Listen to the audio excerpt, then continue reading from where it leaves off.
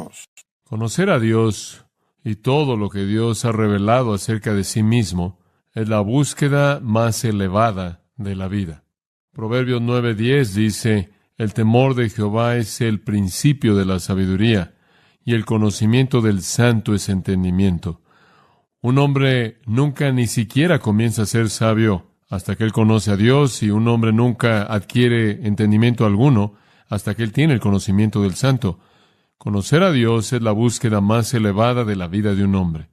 En Juan capítulo 17 y en el versículo 3, nuestro Señor, en su oración sumo sacerdotal, hizo la afirmación de que Él había venido a dar vida eterna, y que la vida eterna era conocerte a ti, el único Dios verdadero. Conocer a Dios es la meta más elevada de la vida de un hombre. Para eso Jesús vino al mundo, para que pudiéramos conocer a Dios. Ese es un sinónimo para vida eterna. La gente con frecuencia pregunta qué es la vida eterna. Es simplemente conocer a Dios, conocerlo de manera íntima, participar de su naturaleza misma y vida.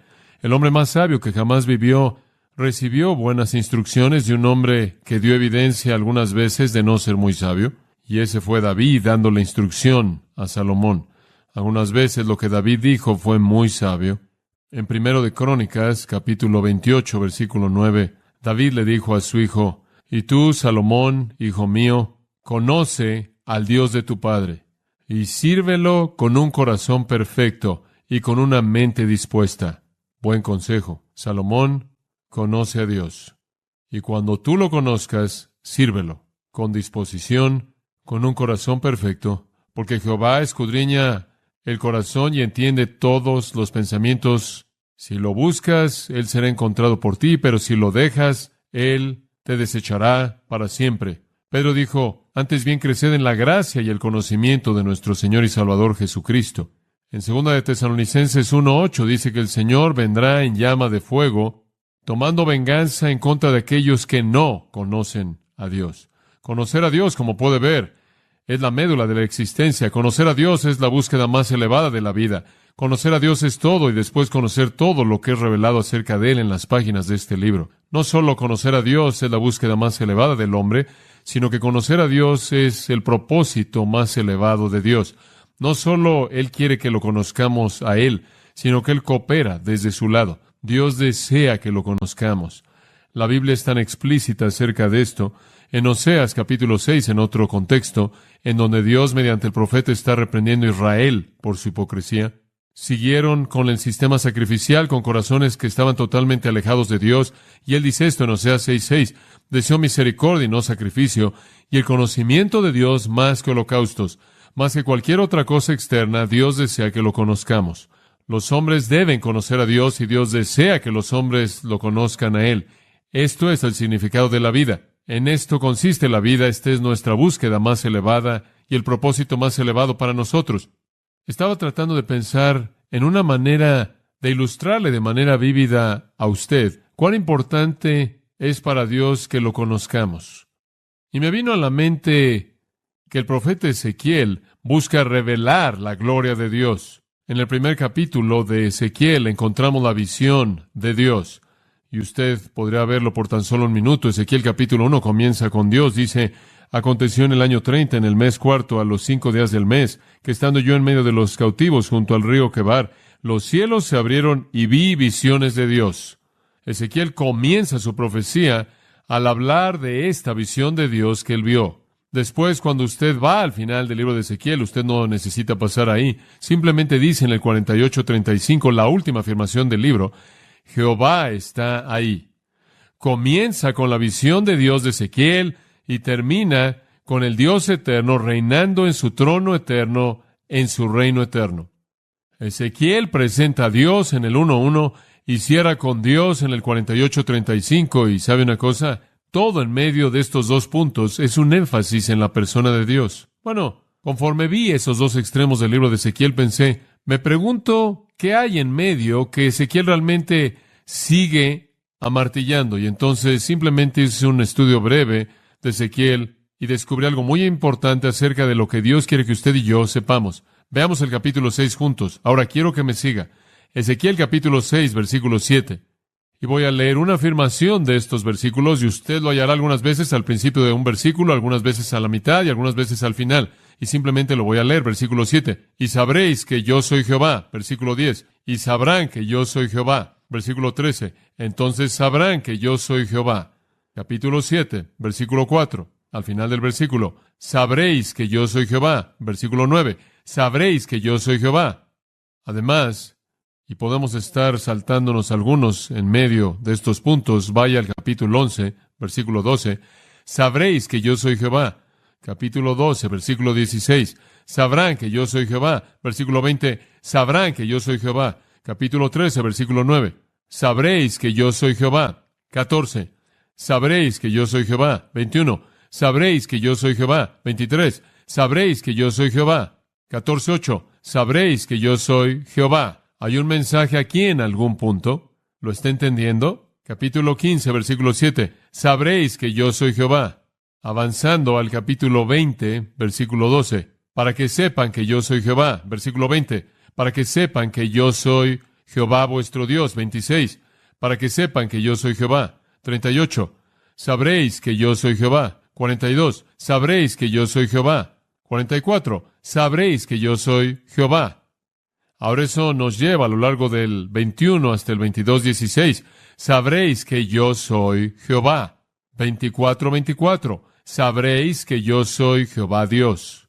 24:27. Sabrán que yo soy Jehová. Bueno, no voy a seguir, pero sigue y sigue y sigue y sigue hasta el fin del libro. Ni siquiera me molesté por contar cuántas veces, pero simplemente al ver el capítulo 39, lo veo dos veces, una vez en el capítulo 38, y simplemente sigue y sigue hasta que llega al capítulo 40, y después Dios aparece en su gran reino milenario glorioso.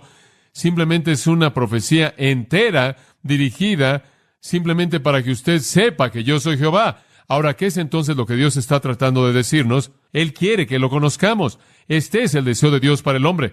Dios nos está escondiendo. Dios no es una especie de conejo de Pascua cósmico que está ahí escondido en un arbusto y está corriendo y Él está diciendo, está más caliente, se están acercando. Dios no está tratando de cubrirse a sí mismo.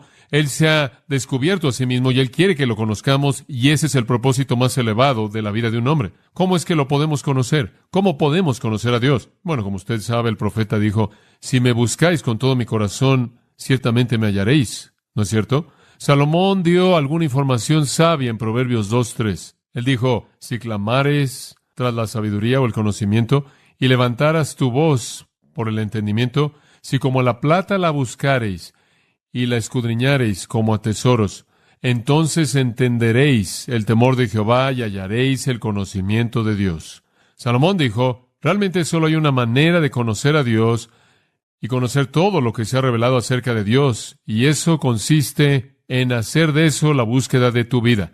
Si usted está buscando dinero, si está buscando éxito, si está buscando algo más, usted realmente no va a descubrir todo lo que hay por conocer acerca de Dios. Pero, él dice, hijo mío, si buscas a Dios como la plata, y escudriñas y buscas a Dios como si buscaras un tesoro escondido, hallarás el conocimiento de Él. Dios quiere que lo conozcamos. Dios quiere que lo busquemos. Y esa es la razón por la que estamos haciendo este estudio pequeño, para que lo conozcamos mejor, para que yo le ayude a usted a conocerlo a Él mejor. Ahora entremos a nuestro bosquejo. Ya respondimos a las primeras dos preguntas. ¿Es Él y quién es? Y estamos trabajando en la pregunta número 3. ¿Cómo es Él? ¿Cómo es Dios? Ahora dijimos que Dios es definido para nosotros en la Biblia en términos de ciertos atributos o características. Y la definición de un atributo es esta. Un atributo es algo que es verdad de Dios. Cualquier cosa que es verdad de Dios. Los únicos que podemos explicar son los que son revelados en las Escrituras. ¿Cuántos atributos le dije yo a usted que Dios tiene? ¿Se acuerda? ¿Cuántos? Un número infinito. Usted no puede contarlos. Solo hay algunos que han sido revelados aquí. Y de todos los que han sido revelados aquí, únicamente estamos seleccionando unos cuantos para entender mejor a Dios. Ahora, ¿qué es lo que ya hemos estudiado? Número 1, estudiamos que Dios era inmutable. Esto significa que Él no cambia y Él no puede cambiar. Dios nunca cambia. El segundo que estudiamos, Dios es omnipresente. Eso significa que Él está en todo lugar al mismo tiempo con conciencia total. El tercero que estudiamos, el último día del Señor, Dios es omnipotente. Eso significa que Él es todopoderoso. Él puede hacer lo que quiera con la misma facilidad con la que puede hacer cualquier otra cosa, y Él puede hacer lo que Él quiere hacer. Dios es incambiable, está en todo lugar, en todo momento, y es todopoderoso.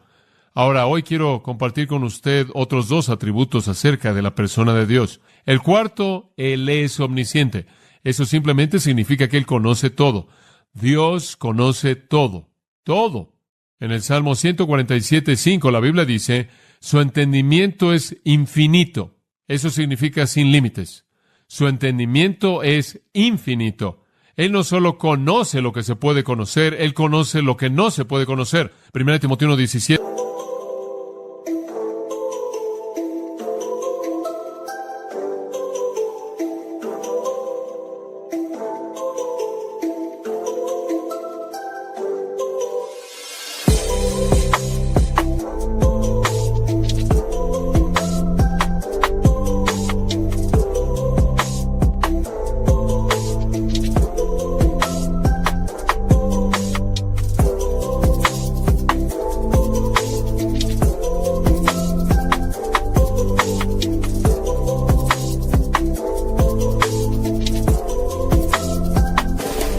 Lo llama el único y sabio Dios. Judas 25 lo llama el único y sabio Dios. Romanos 16:27, Pablo lo llamó Dios el único sabio. Él no solo es sabio, Él no solo conoce todo, sino que Él es el único que conoce todo lo que Él conoce. Ahora, los ángeles conocen mucho, pero no conocen lo que Dios conoce. Y usted y yo conocemos algunas cosas, pero nadie conoce tanto como Dios. Sabiduría sin paralelos, infinita, y entendimiento y conocimiento. ¿Sabía usted que Dios nunca aprendió nada? Cuando usted ora, usted no dice, ahora Dios, quiero informarte acerca de mi suegra que está enferma. Oh, voy a escribir eso. No, usted no le dio a Él alguna información que Él necesitara. Él necesitaba saber que a usted le preocupaba, y Él escoge operar a través de sus oraciones. Pero no hay sorpresas para Dios. Él nunca aprendió nada. ¿Quién le enseñaría?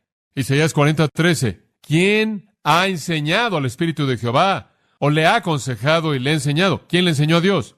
Claro que nadie. Romanos 11:34, Pablo dice, porque ¿quién ha conocido la mente del Señor o quién ha sido su consejero? Nadie. ¿Quién le enseñó a Dios? Nadie. Dios conoce todo. Ahora, cuando usted se detiene a pensar en esto, aquí estamos sentados, y la mayoría de nosotros conocemos y amamos al Señor Jesucristo, la mayoría de nosotros conocemos a Dios.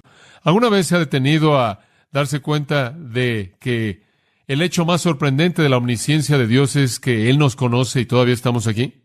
Sí, eso es sorprendente. Dios conoce todo y aún así nos ama. Increíble.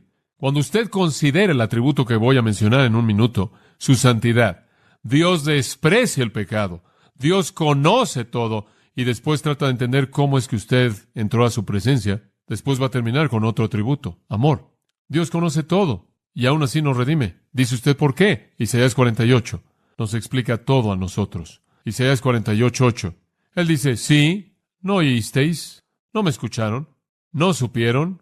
Desde ese tiempo vuestro oído no fue abierto, nunca me escucharon.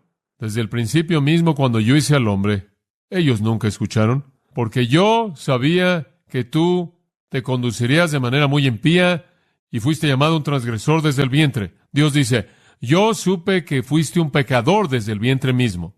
Usted habla de cuándo es que una persona se convierte en una persona a los ojos de Dios. Es bastante claro en la Biblia, ya en el vientre.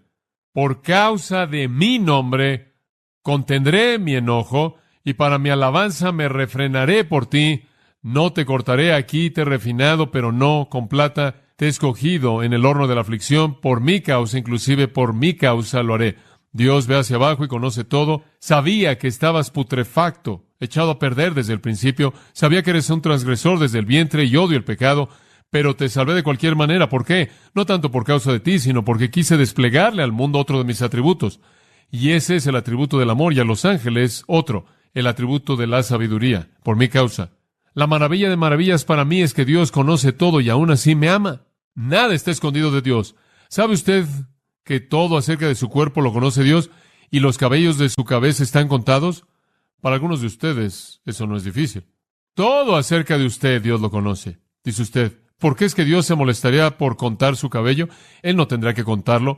Él lo conoce de manera intrínseca. Dios no está haciendo eso simplemente para probar un punto. Ahí, llevando un libro de registro de cabello. Todo lo que es, Él lo conoce. Y no tiene que aprenderlo o descubrirlo. Él conoce su cuerpo. Pero ¿quiere saber algo?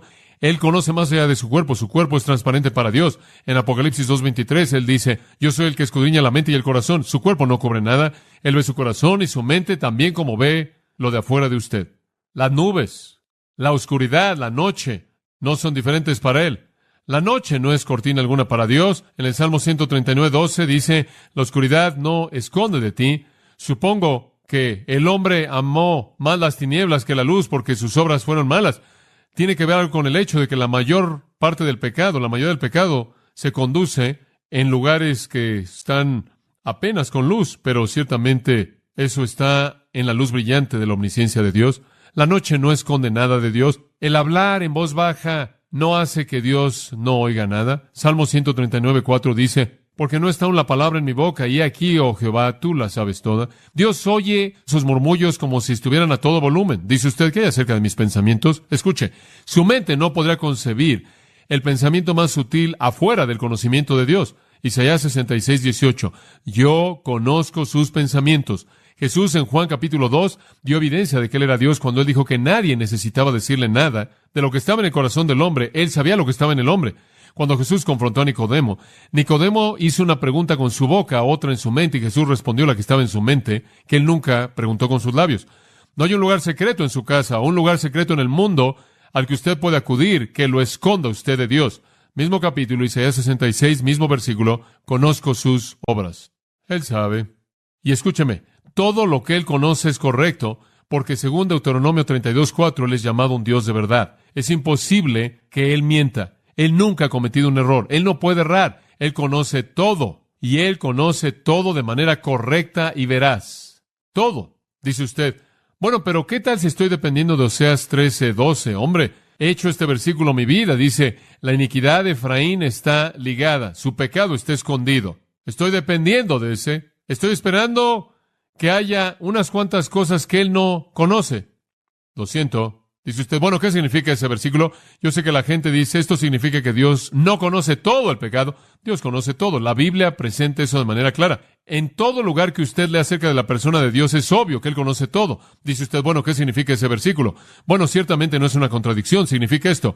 La iniquidad de Efraín está ligada. Su pecado está escondido. Esto es, por el momento su pecado está colocado a un lado para un día futuro de juicio. Es un plan en el que Dios aparta algo. Peca ahora, paga después. Es correcto. ¿Sabe una cosa? Usted lo ve, algunas veces las personas piadosas parecen estar más bajo estrés que los impíos, ¿verdad? Porque es que algunas veces los impíos prosperan. No siempre prosperarán. Quizás como Efraín, su pecado por el momento está escondido. Está apartado para el día del juicio que vendrá en el futuro. Ese es el significado de Romanos capítulo 2, versículos 5 y 6, donde Pablo dice, pero por tu corazón endurecido, impenitente, atesoras para ti mismo ira para el día de la ira. En otras palabras, estás pecando y estás amontonando un montón de pecado para un día futuro, para la revelación del justo juicio de Dios, quien dará a todo hombre según sus obras.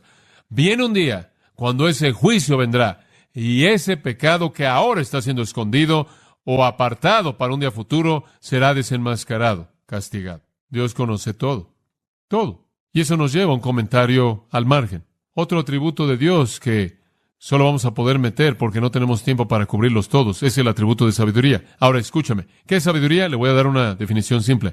Sabiduría es omnisciencia actuando con una voluntad santa. Es omnisciencia actuando con una voluntad santa. Si Dios conoce todo, entonces todo lo que Él hace es absolutamente sabio. Si Él conoce el fin desde el principio, entonces Él conoce todo paso en medio de estos dos puntos. Si Dios sabe que esto es lo que usted es y esto es lo que usted será, usted quizás no entienda lo que está pasando en medio de estos dos puntos, pero Él sí, y todo es correcto. Si Él tiene conocimiento perfecto, Él tiene sabiduría perfecta. Omnisciencia práctica. Él conoce todo, todo. ¿Sabe una cosa? Usted puede conseguir muchas ilustraciones de la sabiduría de Dios. Usted puede ver la creación todo desde el macrocosmos del universo hasta el microcosmos de los detalles de la vida, y usted puede ver sabiduría. Es absolutamente increíble cuán sabio Dios es. Sorprendente su sabiduría. ¿Puede usted imaginar cómo Dios coloca y constituye un universo entero, las partes componentes del cual van más allá de la capacidad de los números, y que todo opera en armonía con lo demás para producir exactamente lo que Dios quiere? Increíble. Y todo resultado a lo largo del proceso está cumpliendo perfectamente su sabiduría. La creación de Dios es un monumento a su sabiduría. Salmo 104:24 dice: Oh Jehová, cuán innumerables son tus obras, en sabiduría las has hecho todas. La sabiduría de Dios, vemos cómo todo opera junto, según Efesios 1:11, según el consejo de su voluntad. Y después usted tiene que estar de acuerdo con que la redención es un acto de sabiduría. Dios tomó a los que no eran poderosos y no eran nobles y no eran inteligentes y los hizo su pueblo, y confundió a los poderosos y confundió a los sabios y confundió a los nobles del mundo. Estudiamos eso en 1 Corintios 1. Y después Dios toma a la iglesia, según Efesios 3:10, la despliega delante de los ángeles para que los ángeles puedan ver cuán sabio es Él. La sabiduría de Dios, amigos míos, es vista en la redención de aquellos de nosotros que somos su iglesia. Dios es sabio, Dios conoce todo. ¿Cuáles son las lecciones prácticas de esto? Permítame dárselas. ¿Qué es lo práctico para un cristiano en primer lugar? ¿Qué hace esto para mí, saber que Dios es sabio y conoce todo? Número 1, es un gran consuelo para mí saber que Él conoce todo. Dice usted, ¿por qué? Bueno, en primer lugar, es bueno saber que Él me conoce. Él tendría que conocer todo para conocerme a mí. No soy tan importante en el universo. ¿Alguna vez se ha preguntado, me pregunto si Él sabe que estoy aquí? Me imagino que hay algunas personas que simplemente están ahí en el mundo y no son muy famosos ni nada, y de vez en cuando dicen, me pregunto si realmente sabe que existo. No hago mucho ruido ni nada. ¿Sabe una cosa? Hubieron algunas personas así en el tiempo de Malaquías. Dios realmente estaba exhalando juicio en contra del pueblo, y Malaquías era el profeta que estaba predicando contra ellos, y hubo un grupo de personas insignificantes que se reunieron, y estaban tambaleando y estaban diciendo, ¿sabes una cosa? Podríamos terminar ahogados en este juicio. Dios podría olvidarse y podría comenzar a destrozar a todo el mundo. Me pregunto si nos recuerda. Y en Malaquías 3:16 dice, entonces los que temieron a Jehová hablaron con frecuencia uno a otro. Estaban hablando mucho. Hombre, ¿sabes una cosa? Esto está empeorando. Me pregunto si Dios sabe que estamos aquí. Y Jehová oyó, y el libro de la memoria fue escrito delante de él para aquellos que temieron a Jehová y pensaron en su nombre. Y serán míos, dijo Jehová, en el día cuando yo haga mis joyas, y los libraré como un hombre libra a su propio hijo que lo sirve. Dios tiene un libro, amigos míos, y a Él no se le olvida quién pertenece a ese libro. ¿No es bueno saber eso? Me da gusto que Él conoce todo. Él conoce a John MacArthur y Él sabe que yo conozco a Jesucristo, y entonces Él sabe que yo pertenezco al libro. De hecho, Él lo supo hace tanto tiempo atrás que me escribió antes de que el mundo comenzara. Es un consuelo para mí saber que Dios conoce todo. Saber que no hay nada absolutamente fuera del conocimiento de Dios. Él me conoce a mí y Él sabe que yo le pertenezco a Él. Eso es un consuelo. En el Salmo 56, versículo 8, me encanta esto. Tú contaste mis salidas. Tú colocaste mis lágrimas en tu botella o en tu redoma. Podrá ser una afirmación en lugar de una pregunta. Tú colocas mis lágrimas en tu botella. ¿Sabe una cosa? En el Oriente, cuando los que lloraban venían, eso era algo que se hacía por costumbre. Todo el mundo llora. Algunos de los que lloraban metían sus lágrimas en una botella. Usted le pagaba a los que lloraban. Supongo que era una manera en la que usted probaba que había cumplido con su trabajo. Y entregaba una botella de lágrimas y recibía su dinero. Pero tenían gente que venía y lloraba. Y se aseguraban de que sus lágrimas cayeran en una botella y las dejaban ahí como una pequeña muestra. David dice que Dios hace que las lágrimas de David caigan en la botella de Dios. Dios se acuerda de mis lágrimas. Dios no solo me conoce a mí, sino que Él conoce mis lágrimas. ¿Es bueno saber eso? ¿Es algo confortante para usted que Dios conoce toda prueba que usted jamás enfrenta? ¿Que Dios mete sus lágrimas en su botella? Él debe tener una botella muy grande. Quizás Él simplemente llena el océano con ellas y esa es la razón por la que está salado, no lo sé. Dios mete las lágrimas de usted en su botella. Eso significa para mí que Dios se preocupa por mí. Me da gusto saber eso. En Mateo capítulo 6, Dios no solo conoce mis ansiedades y mi dolor, no solo conoce quién soy yo, sino que Él conoce todas mis necesidades. En Mateo 6:25, no os afanéis por vuestra vida, qué comeréis o qué beberéis o qué vestiréis. ¿No es la vida más que el alimento y el cuerpo más que el vestido? Mirad las aves del cielo. No siembran, ni cosechan, ni recogen, pero vuestro Padre Celestial las alimenta. ¿No valéis vosotros más que ellas? ¿Son mejor ustedes que las aves? ¿Y quién de vosotros, por mucho que se afane, podrá añadir a su estatura un cubo? No tiene sentido preocuparse. Usted no puede ayudarse con eso de cualquier manera. ¿Y por qué os afanáis por el vestido? Mirad los lirios del campo, cómo crecen. No trabajan, ni hilan. Pero yo os digo que ni Salomón en toda su gloria se vistió como uno de ellos. Y si Dios viste la hierba del campo, que es hoy y mañana es arrojada al horno, ¿no os vestirá mucho más a vosotros, hombres de poca fe? No os afanéis diciendo, ¿qué comeremos, o qué beberemos, o qué vestiremos? Porque los gentiles buscan todas estas cosas, pero vuestro Padre Celestial sabe que tenéis necesidad de estas cosas. Mas buscad primeramente el reino de Dios y su justicia, y todas estas cosas os serán añadidas. Mi Padre me conoce, y mi nombre está en su libro. Mi Padre conoce mis lágrimas, y mi Padre conoce mis necesidades, y Él las cubre todas. Yo soy mejor que un ave. Yo soy más importante que un lirio. Los lirios son bonitos, las aves están bien.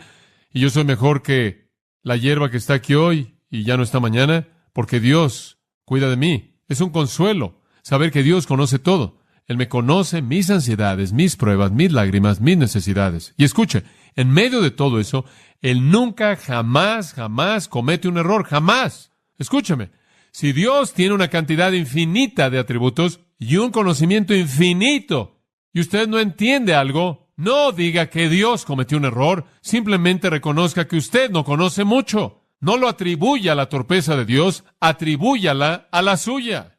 Dios no comete errores. Además, para el cristiano, la omnisciencia significa consuelo. En segundo lugar, creo que significa confianza.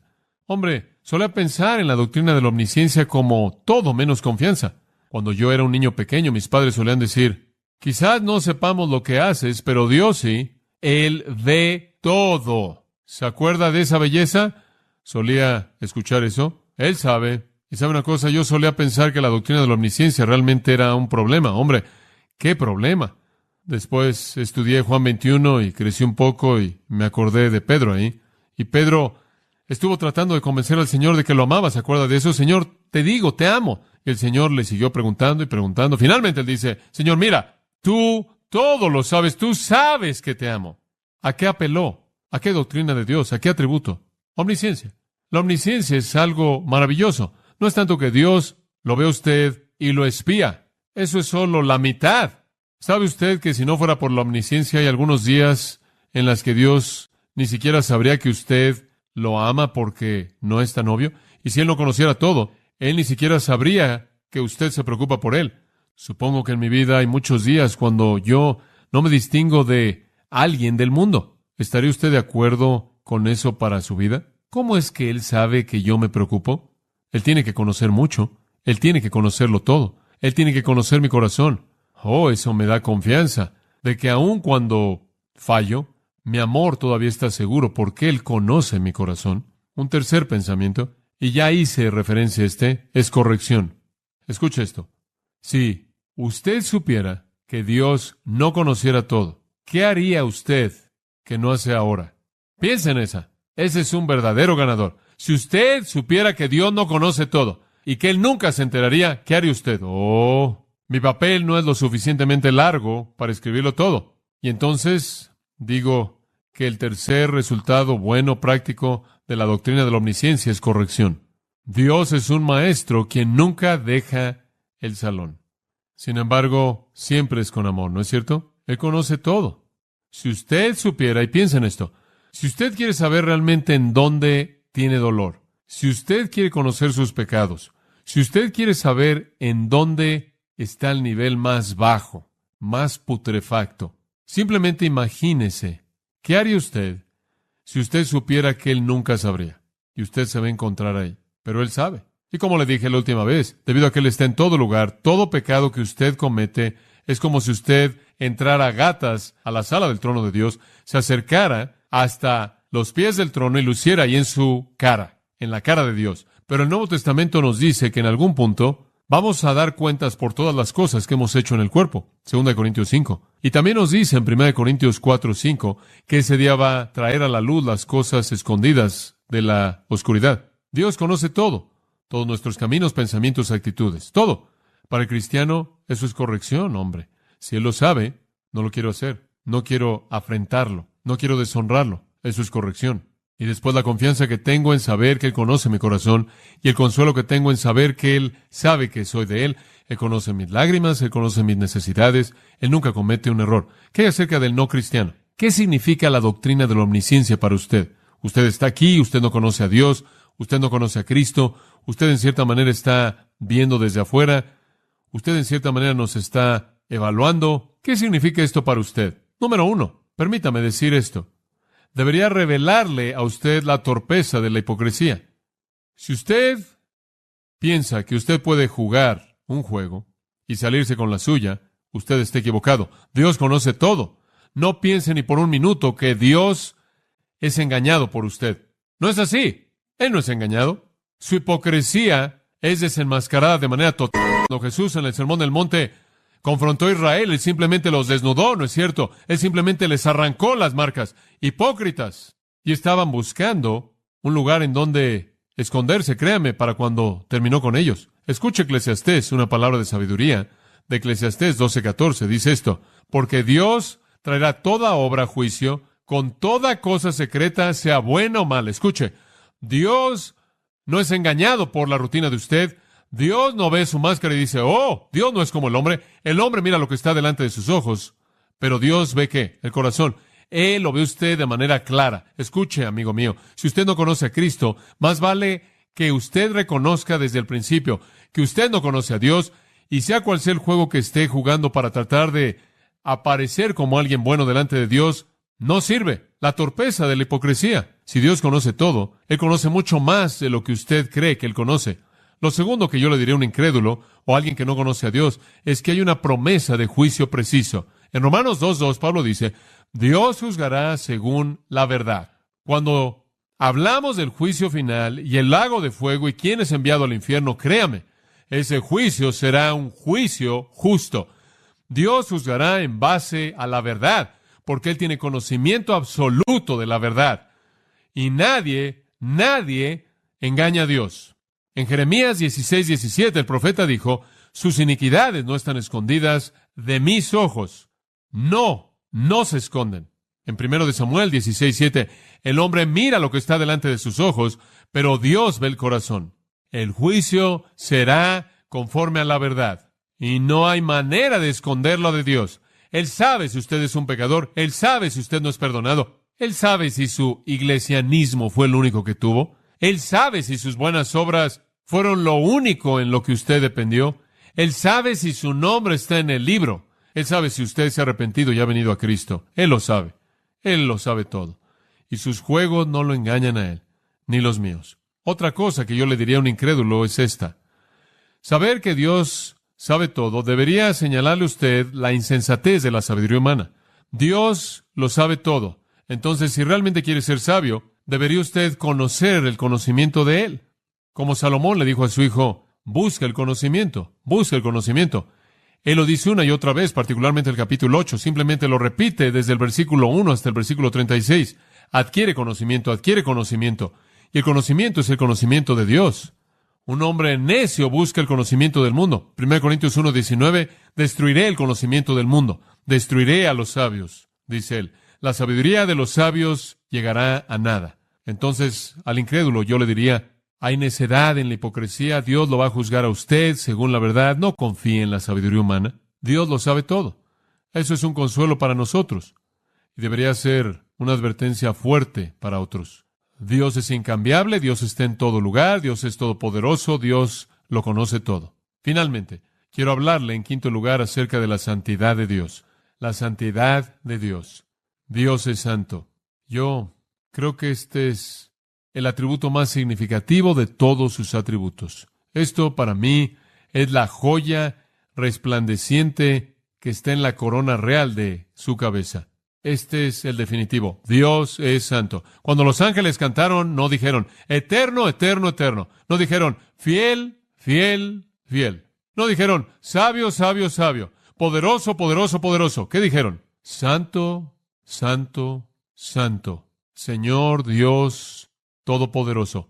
Esta es la corona de todo lo que Él es. Él es santo. Éxodo 15:11. ¿Quién es como tú? Dice, glorioso en santidad, temeroso en alabanza, haciendo maravillas. ¿Quién es como tú, glorioso en santidad? Nadie.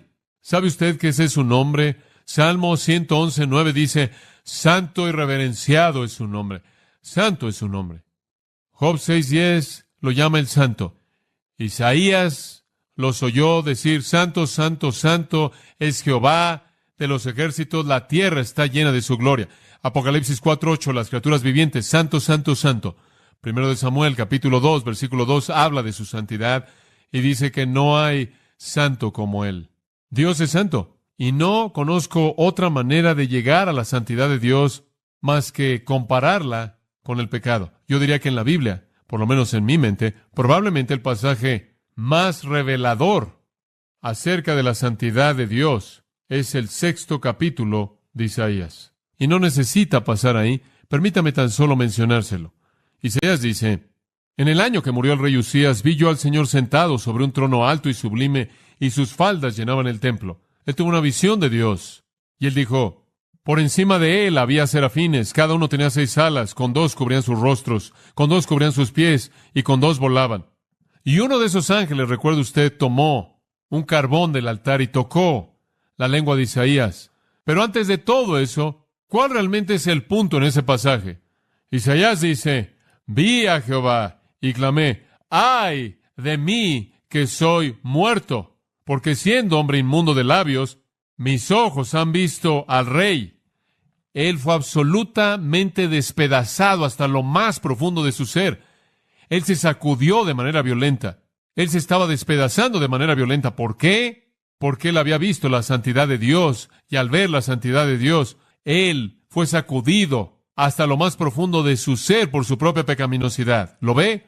Y quiero decirle algo. No es sino hasta que un hombre entiende la santidad de Dios que eso nunca sucederá sin una comparación con su propio pecado. No es sino hasta que usted entiende su propio pecado que usted llegará a conocer la santidad de Dios. Los dos van de la mano. Usted no puede conocer su pecado hasta que usted conoce su santidad, y usted no puede conocer su santidad hasta que usted ve su pecado. Isaías vio a Dios levantado, y después se vio a sí mismo, y él simplemente derramó su corazón diciendo, ¡ay de mí! Estoy destruido. Estoy acabado. Entre usted y Dios hay un espacio absoluto de santidad e impiedad. Usted es impío, Él es santo. Y usted debería estar, y yo debería estar simplemente, absolutamente sacudido hasta lo más profundo de nuestro ser cuando nos vemos en comparación con Él. Dios es santo. Ahora escúchame. Dios no se conforma con un estándar santo. Él es el estándar. Él es absolutamente santo. Él nunca hace algo malo. Él nunca erra. Él nunca emite un juicio equivocado. Él nunca comete un error. Él nunca hace algo en su vida que no sea lo que debe suceder de manera correcta en su vida, ni tiene Él tampoco un fin correcto en mente. Siempre Él hace lo que es correcto. Y no hay grados en su santidad. Él es absoluta, infinitamente santo. Y debido a que, como puede ver, Dios es santo, esa es su condición para cualquier persona que quiere existir en su presencia. Cuando los ángeles pecaron, ¿qué les hizo Él a ellos? Inmediatamente, ¿qué? Los expulsó y preparó un lugar para ellos separado de su presencia. Cuando los hombres escogen no venir a Dios, cuando escogen rechazar a Jesucristo, ¿qué les sucede a ellos en últimas? Son enviados al mismo lugar preparado para el diablo y sus ángeles, fuera de la presencia de Dios. ¿Por qué? Porque para estar en la presencia de Dios en su universo, usted debe ser, ¿qué? Santo. Dice usted, pero John, ¿cómo es que yo puedo ser santo? Usted puede ser por la fe en el Señor Jesucristo. Como puede ver, es mediante Cristo que Dios nos da la santidad de Cristo y nos ve santos posicionalmente. Dios nos hizo santos en Cristo. A los Corintios, el apóstol Pablo dijo, ahora ustedes son santos, ahora han sido santificados en Cristo. Además, pensando en esto, la única manera de entender la santidad de Dios es en contraste. Tenemos que ver su odio hacia el pecado. No nada más podemos entender su santidad independientemente de su odio hacia el pecado, porque tenemos que tomarlo del lado del pecado, porque eso es lo que entendemos también. Dios desprecia el pecado, simplemente lo odia. En Habacuc 1:13 dice, tú eres muy limpio de ojos para ver la iniquidad y no puedes ver la maldad. Dios no puede tolerar el pecado, Él no puede tolerar la maldad. Él está totalmente distante de Él. No puede entrar a su presencia, no puede morar con Él. Cuando la pecaminosidad de Sennacherib fue exagerada, usted se acuerda, dijo el Espíritu Santo, has levantado tus ojos a lo alto, inclusive contra el Señor, el Santo de Israel. Como puede ver, el pecado de Sennacherib fue evidente debido a la santidad de Dios.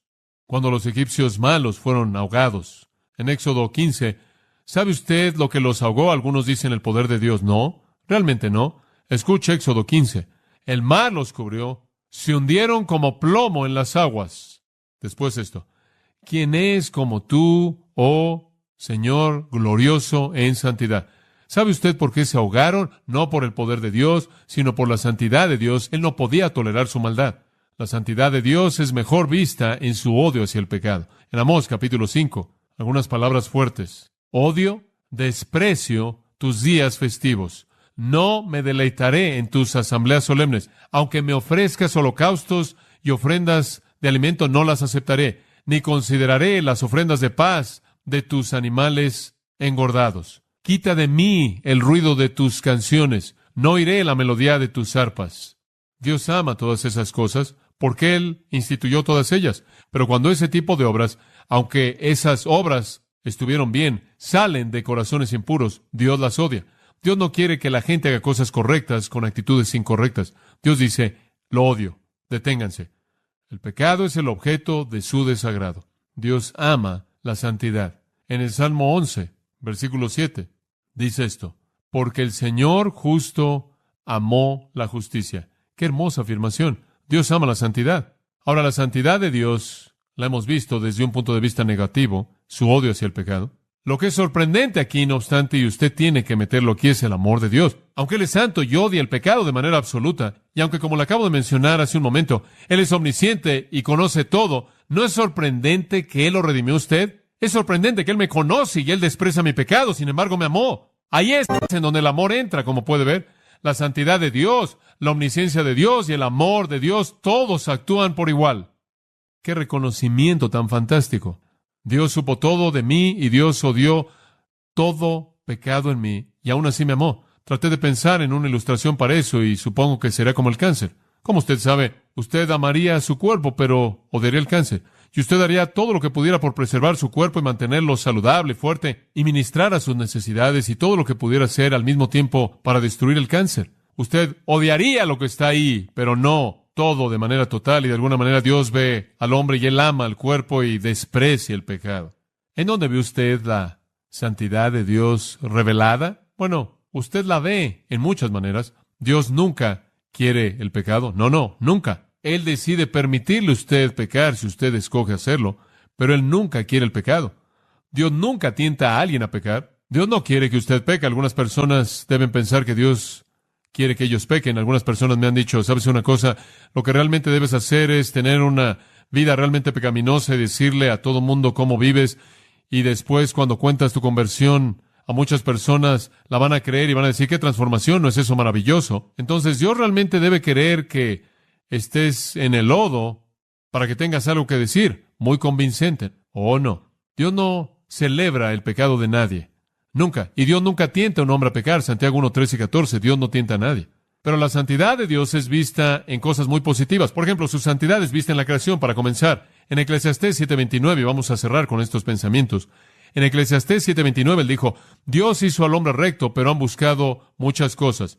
Dios hizo al hombre recto. Cuando Dios hizo al hombre, Él era santo. La santidad de Dios es vista en la creación. En segundo lugar, la santidad de Dios es vista en la ley moral. La ley moral todavía permanece, aunque el hombre ha tratado de destruirla y hacerla a un lado. La ley moral todavía permanece en el mundo y esto muestra que Dios es santo. Romanos 7:12, Pablo dijo, la ley es santa, el mandamiento es santo, justo y bueno.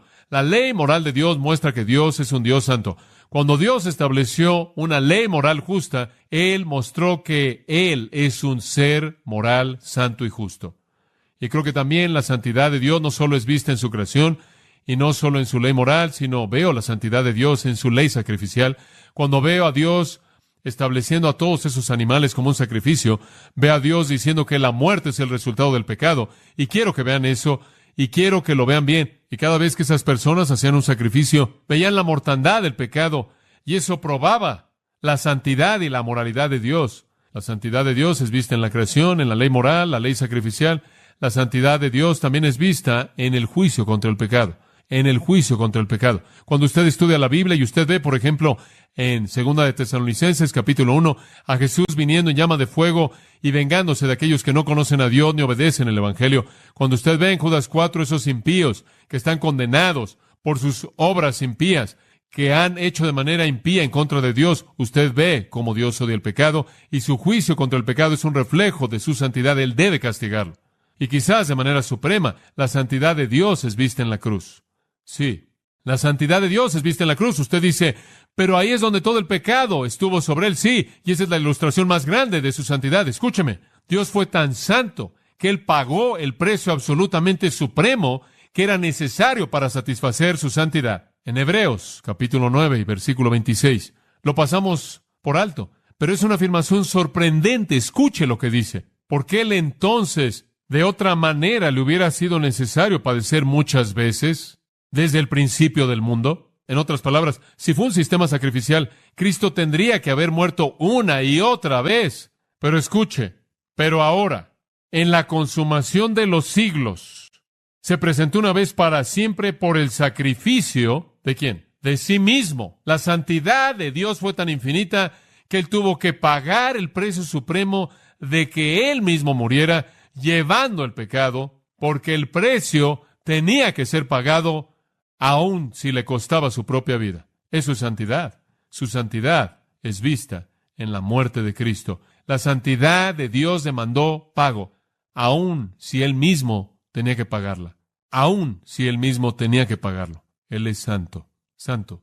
¿Cuáles son las lecciones prácticas de la santidad? Para el no cristiano, simplemente esto. La santidad de Dios demanda santidad en tu vida. Y es solo mediante Jesucristo. En Efesios 4 habla de vestirse del nuevo hombre, renovado en santidad. Dios quiere que usted sea santo, y la única manera en la que usted jamás llegará a ser santo es estar en Cristo y tener su justicia dada a usted. Por otro lado, si usted no es cristiano y usted rechaza la santidad de Dios ofrecida a usted en Jesucristo, entonces otro atributo de Dios entra en operación, y ese atributo es llamado justicia.